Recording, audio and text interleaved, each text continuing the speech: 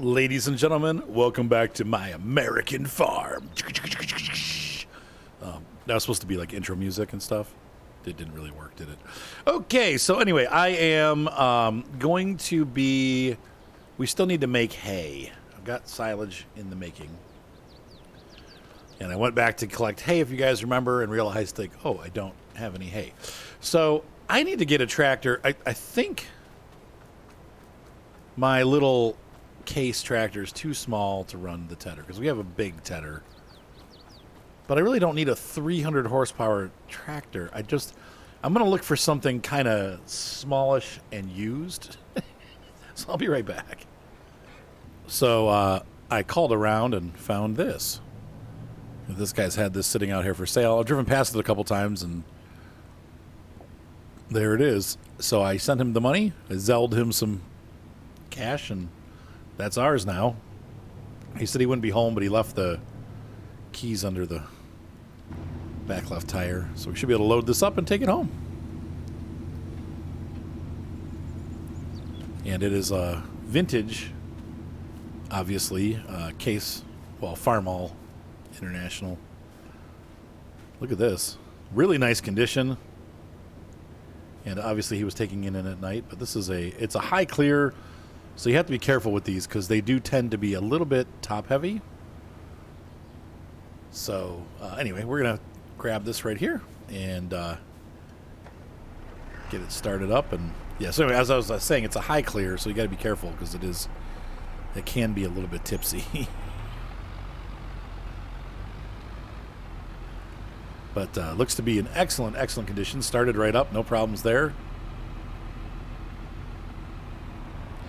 And we can use this for tedding and grass work, and we can also use it to feed. It should be heavy enough to feed the cows. Man, I don't know if it's going to fit on this trailer.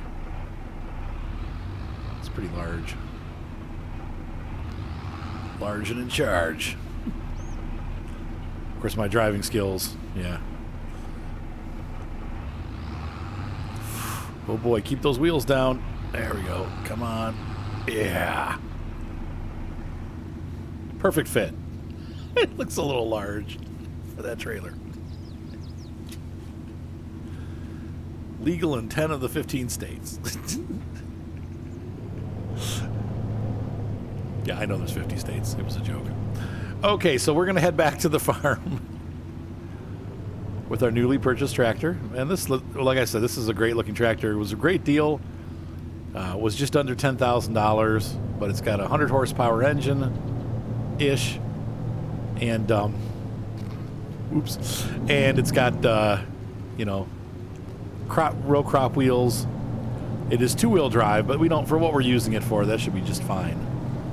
So I'm excited to bring this home and put it to use. We're going to use it today to ted. And I wanted a nice open tractor for tedding, so we can keep an eye on what's going on. And then we will collect our hay and get our cows just a little bit of hay for the night, so they have some food. And then tomorrow we'll start. Well, in the next month or so, we'll start mixing. Once we have silage available, we'll start the mixing process. And then next year, hopefully, we'll have even more silage because I went the wrong way.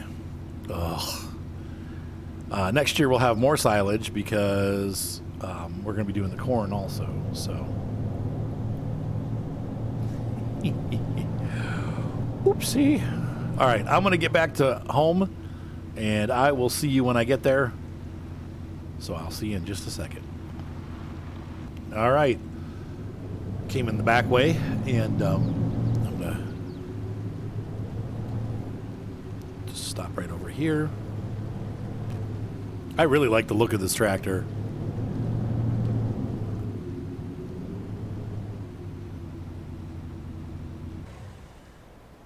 It's crazy how huge it is. Like, this is like right at the end of the open cab tractor building. Before they went over to pretty much everything being closed cab that was larger.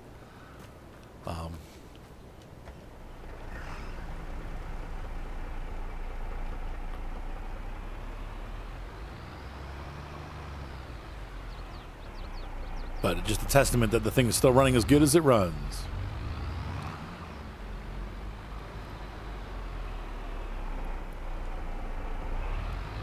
And the two-wheel drive is nice because it's very agile. Unlike some of the other, four-wheel drive tractors, this thing turns pretty quickly.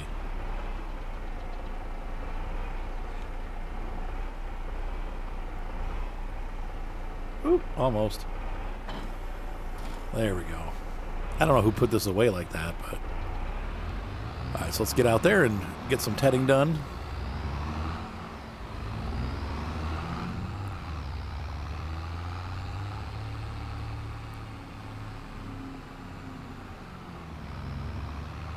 But you can feel how tipsy this thing is. Man.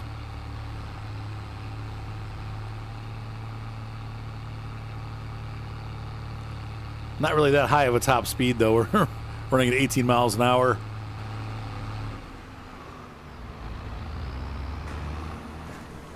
All right, so let's turn this stuff into hay.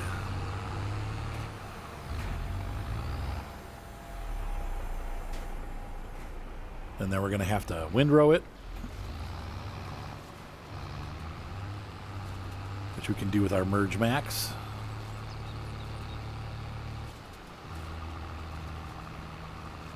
That blends right in, doesn't it? What a great looking tractor, though.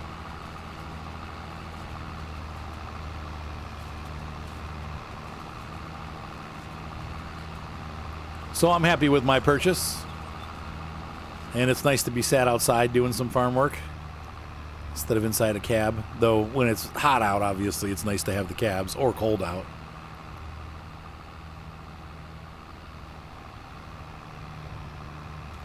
But it's a nice day, and I like sitting out here, so there you go. All right, so I'm going to get this done, guys. I'll be back once I have all of this tedded, and we'll run the Merge Max. I don't know if you've ever seen a Merge Max run before, but it's a pretty cool process. I should be able to take two of these rows of hay and merge them down into one row of hay, and then pick them up with the collection wagon.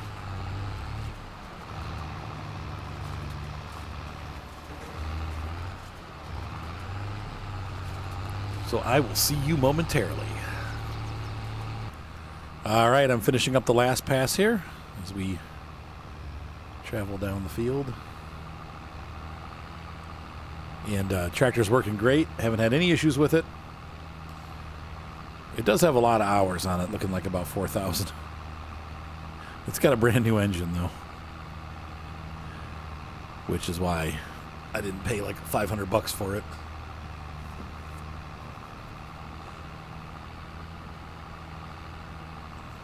So the lawn's looking really nice. Now, I did find a really small forage harvester I may try out. I'm either going to get a tractor-mounted forage harvester or a side pull, or a small one. But I don't, it's like most of the modern companies are making really large-size harvesters. There are some European ones available out there. They're kind of hard to find, and they're definitely hard to find parts for. But Heston made one in the 80s, and I want to see if I can find one of those out there because the parts are available somewhat for it, and it's smaller, so it won't be like really expensive. So we're gonna look around and see what we can find out there.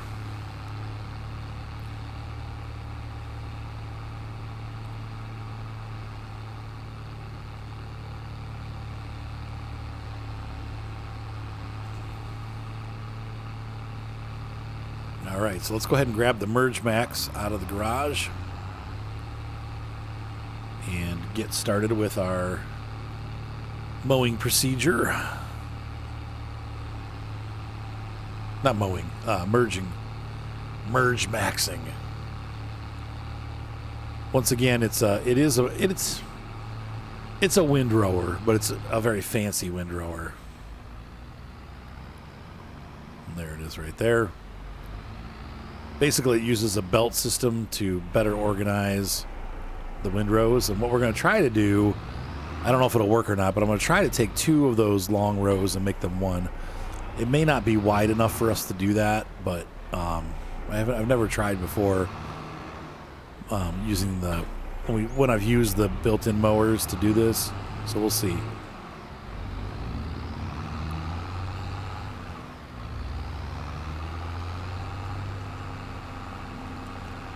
So for those of you that have never seen the Merge Max, it's pretty cool. It can work in 3 different modes.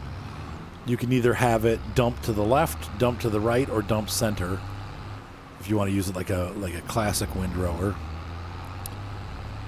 One of the reasons people like to use these over a standard windrower is that it is much easier on the materials. It doesn't tend to break it up as much as a windrower does. And it's also because you can merge stuff together. That's the other reason why people like to use it. The reason why people don't like to use it is because it is pretty expensive. So you can see there, I've already got it set up to merge to the left. That's why that, whatever you call it's out that way. But it doesn't look like it's going to be wide enough for us to get 2 rows together. So, oh well. I could run back over it and do it twice, but I'm not going to do that. So there's the merge going on right there. And you can see here it operates at a pretty quick speed, 11 miles an hour, which I think is the same as the regular windrowers. And I'm screwing that up. Sorry, that was I bumped the gear shift by mistake. We were going full speed, and I knocked that down. Oops.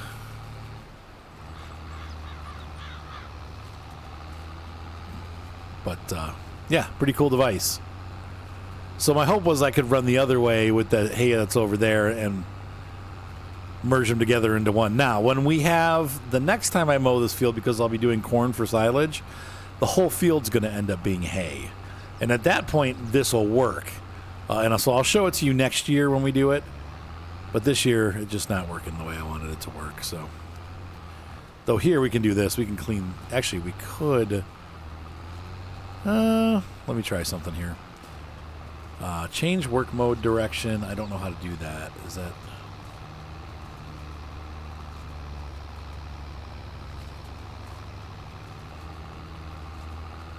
Where's switch work mode?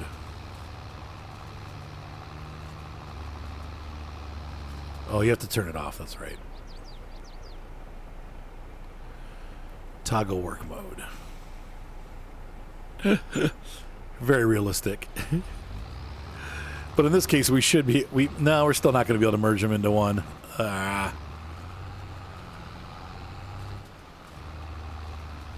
You can see what I'm doing here, though. This part didn't get picked up, so I'm trying to merge it all together. But I don't think we'll be able to get that other one to line up nicely with that. Dang it. And you don't want to merge too often. The more you do it, the more you run over and over it, you start to lose material if you merge too many times. So you got to be careful. But I thought it would work, but it's not going to. So, oh well. Next year. But the good news is this tractor also seems powerful enough to pull this. And we're on flat ground, so that helps a lot.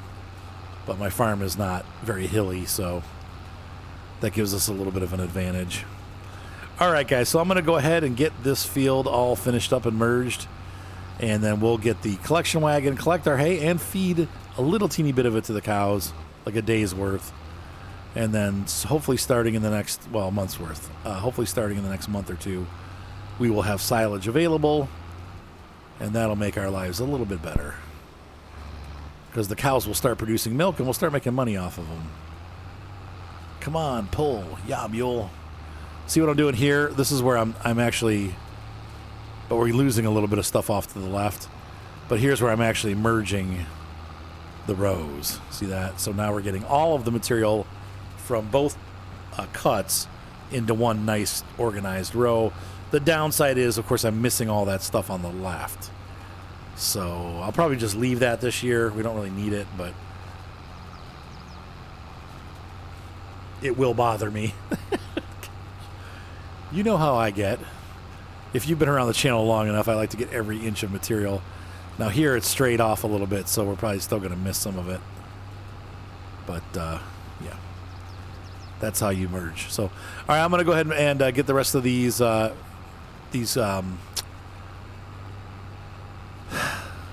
swaths merged. I'm actually going to run over this one more time. All right, so I'll be back, folks. I'll see you in a little bit. All right, so as I'm finishing up here, I switched it to merge in the center, and you'll notice that the merger actually gets a bit wider. So if you've mowed the grass the way that we did earlier, where we have it half hay, half grass, this is the mode to use because, look, it's wide enough now. I don't know if you remember before I wasn't able to collect all of it, and I had to go back. If you use this mode, which is the center mode, it actually spreads out a little bit more. Now, it wasn't like that on the original one. There was an extra piece that was in there that kept it always the same length. But on this version of the Merge Max, it actually shrinks a little bit when you're using it left and right. So if you're going to do what we did, where we left the mower half mow and half row, and then you have to come back and get the hay, you're going to want to have the Merge Max in this mode so that you don't have to go back and forth, but you can get it all in one pass. I thought that was pretty neat. So anyway, I'm going to go ahead and get this the Merge Max put away and get the hay collected off the field. You've seen me do a lot of collecting, so wow, that was rough. And so we will put this away, and then we will come back out here, and I'm going to collect the stuff with the wagon. So I will catch you once I'm done with that. See you in just a minute. All right, so I have collected the hay off the field. I filled up the rest of the barn with that. Apparently that barn that we put in only carries 100,000 liters total. Only. I mean, hopefully that's plenty, but it may not be. But anyway, we have some hay. I'm going to feed what I can cram into the horse pen here. There's a little bit of space left for the horses to have some hay. There we go, 1,000 liters. And the rest of it I'm going to put to the cows. I'm hoping the cows eat most of that down over the next month, overnight.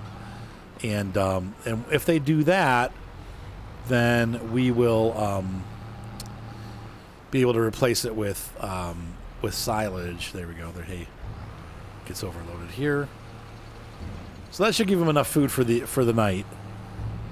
40 cows. Yeah, they should probably eat that overnight. I think it seems like 20 cows burn 3,000 liters in a day. So 40 cows will burn 6,000 liters. That's about 5,000. So that should be good for the evening. And then we'll see how things are going tomorrow. But I think I'm pretty much done for the afternoon, aside from I think what we're going to do, we're going to spend a little time and mow around the house because the house is kind of messy. So we'll get the mower out. And oops. I'm a little too far on that one. We're going to put this here. And the other thing I have to do, too, is I've left the tractor out by the open top tractor over by the straw area. So I'm going to run over and grab that and put it away. It's funny, that High Top Farmall that we got, or the High Clear, it's as tall as the case. It's almost as big, too. All right, I'll be back. I'm going to go grab that. All right, so I have everything put away. It's 3 o'clock in the afternoon, which is late on farm time. And we're going to get out there and do some mowing. And by that, I mean driving into the side of the barn. All right, so we're going to unfold the mower. We have to unfold the mower. What does that mean? You first need to unfold the mower. Oh. Well, there's that. So I've got this mower in mulching mode, which will make the grass look nice. But it doesn't, I don't have to collect it. I don't really want this extra grass because it's just small amounts.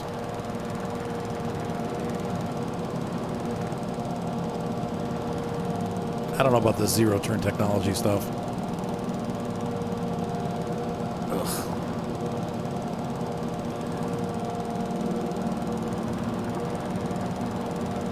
Well, if anyone could get it stuck, it would be me.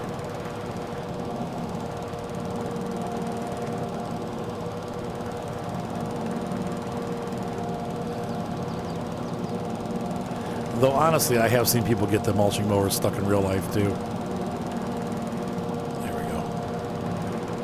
I'm just going to clean up a little bit around the farm and the barn.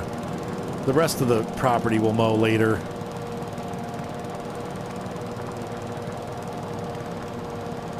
But when we put our little patio out for our guests, for the little farm restaurant that we're going to build later, I want to make sure that that area is mowed too, that stays mowed.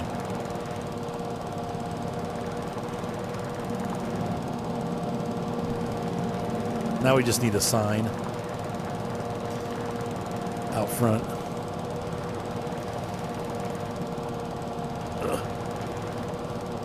This thing does not do well like on short stops. It's like, Go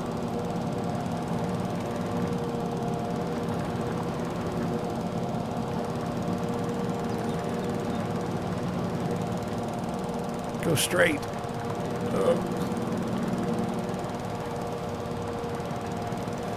It handles pretty well, but I don't love the way that it handles, but it's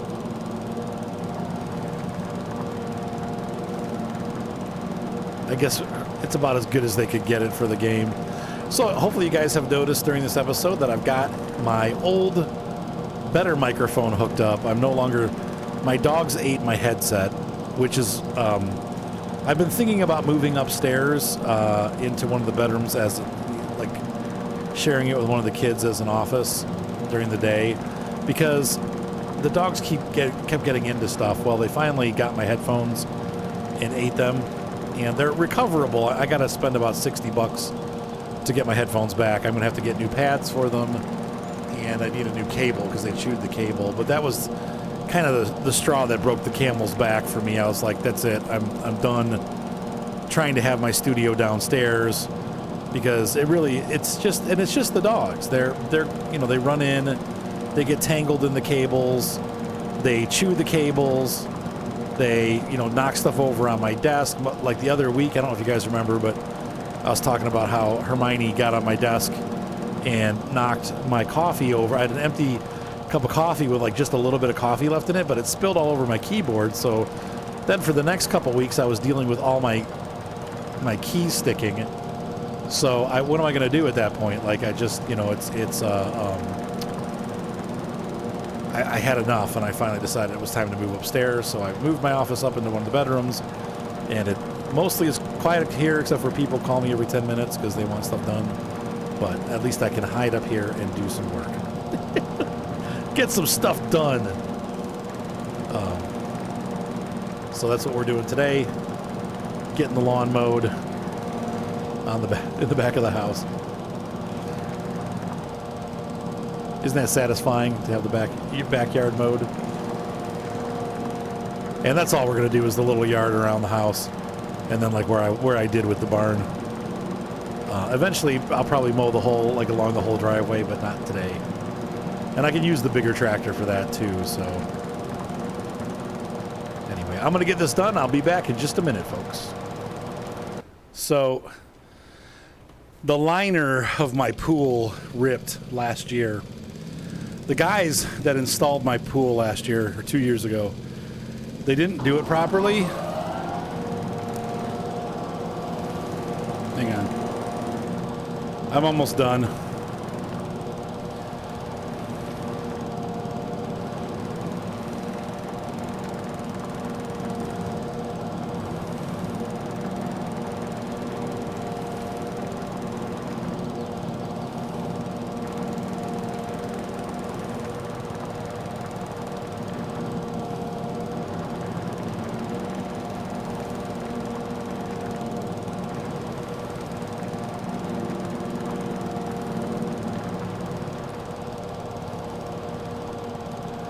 Almost finished here.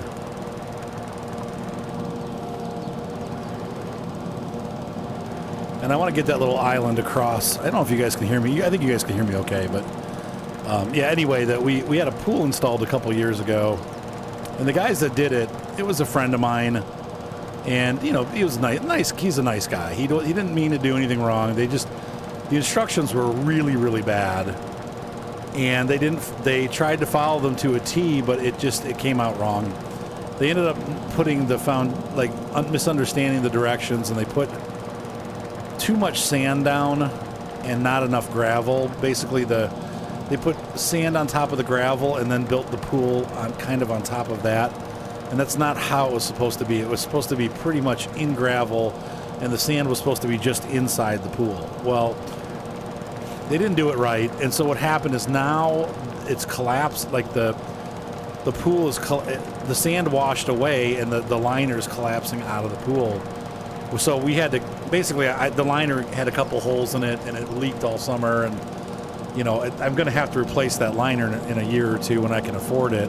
Like right now, I can't afford it, but I'm going to have to replace it at some point. And so I just yesterday, my wife and I took a knife out there and we just cut the liner up and let all the water out. So, you know, I'm going to have to redo all of the material under the pool and refill it with sand. I'm going to try to reuse as much as I can, but there's going to be a decent amount of reused stuff.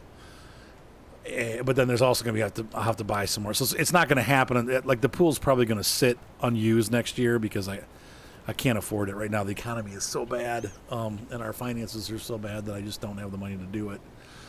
But you know, when I can, as soon as I can, I'm going to redo it. But anyway, the point is, she just called me because the dogs had gone down into the sand in the pool, and the puppies are all running around in there, and the dogs are running around in there, and just making a huge freaking mess. And I'm just like, oh God, but it was funny. But they are going to, the good news is people are starting to take the puppies. So we've gotten 3 of the puppies are gone. We got someone else coming to look at another one. And there's going to be, we're keeping one of them. So we've got 4 left that we need to get rid of. But slowly but surely people are coming in to take them. So that's good. They're finding homes. They are really cute. I will miss a lot of them, all of them, honestly, but they need to go. So, all right, so we've mowed our little area around the house. I think this looks really nice. And so I'm thinking we pretty much will call that an episode. And I think we're ready to move on until tomorrow. I'm hoping the sorghum will be ready, but I have a feeling it won't be. But honestly, well, once again, I know people hate when I do this, but I'm probably going to end up tearing up my grass field and putting grass back down because the field was left in a needs plowing state, which means that we're never getting our full. Though I think somebody said maybe it doesn't matter for grass. I'm pretty sure Osa said, maybe I misunderstood that, but I think, I don't know. I'll have to look into it, see. I probably will just do it anyway, just for the sake of getting it done. But, yeah. In fact, I have to think about this a little bit. I might. I'm still trying to figure out how to configure these fields. I definitely want the big field to be the bumper crop field. And that's the one out in front of our house. Let's see. This could be oats again.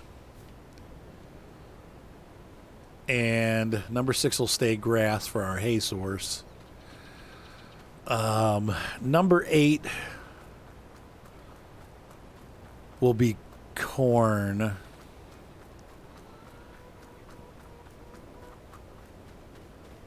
And this one will be a bumper crop plus sorghum. I got to think about it.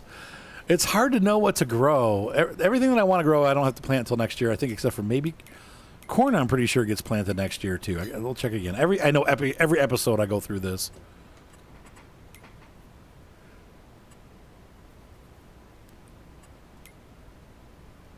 Corn gets planted April, May, yeah, and then oats get planted March, April. When does sorghum get planted? Yeah, April, May, same thing.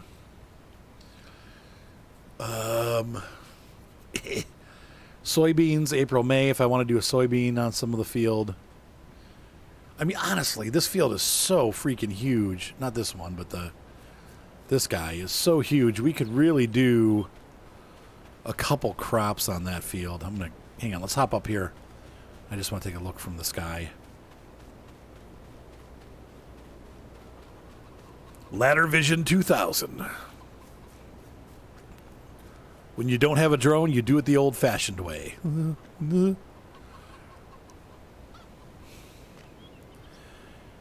I mean, we literally could turn that into 3 fields if we needed to.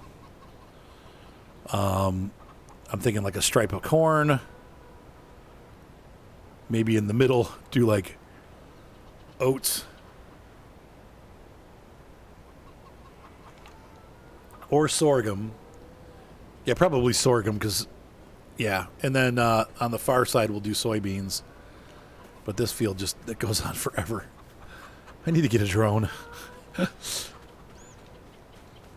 All right, so we'll get that taken care of.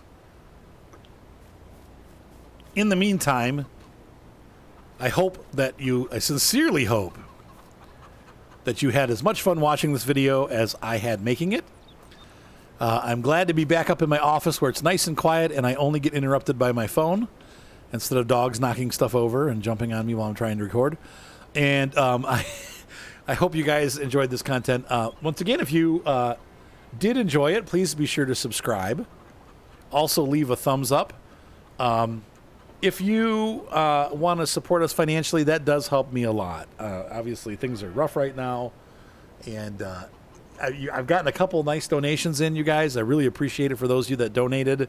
If you want to donate even $1, I mean, like little bits help. Or the other big thing you can do is if you have a Twitch subscription, just subscribe to my Twitch channel that is in the description there. It's VBlue Guitar.